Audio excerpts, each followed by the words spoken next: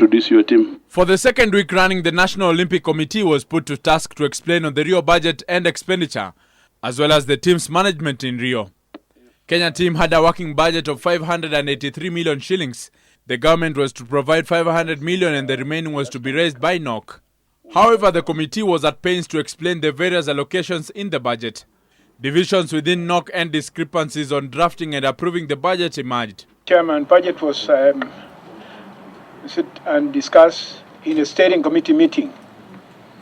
And steering committee meeting must be chaired by either PS or a ministry or anybody from the ministry. The budget was presented to the board, but we did not have time to interrogate that budget. By the time we wanted to interrogate the budget, I think our CDM was too busy and we did not go through it. So it went to the steering committee before the interrogation of the National Olympic Committee. It's very interesting when somebody alleges that we saw the budget but we did not interrogate. Yes. And because the CDM was busy. I totally disagree with that. I am not satisfied that the board can come here and the treasurer speaking on behalf of other members actually denying that they ever approved that particular budget. It could be from the ministry. When you look at this budget, there is a lot of repetition, a lot of double funding.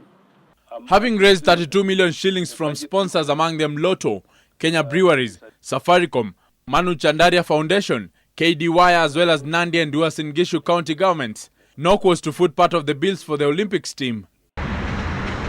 However, NOCK explained that some of the money raised was used to support various disciplines during qualifying.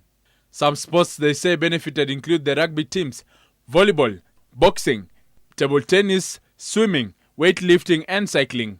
For sure, we've been having issues with Nike. We now have a bargaining power. Is to sit down and review this contract with Nike or go elsewhere. This is our problem, which we need them to come in and we sit down together and solve this problem. On matters procurement of kits for the team, the committee also sought to clear the air, stating that they had to spend money on buying kits that could not be provided for by team kit providers Nike, as well as payment for clearing at the port of entry. Keino, the Olympics legend, also explained his displeasure by federations to strip the Olympic body of powers of office over the Rio 2016 Olympics fiasco, noting that consequences may befall the nation's Olympic future. The back and forth over the Rio debacle continues, but before the Labour Committee makes its report, the National Olympic Governing Body will be headed to Switzerland to have a discussion with the International Olympic Committee over the disbandment of NOCK. Brian Otwal, NTV, Nairobi.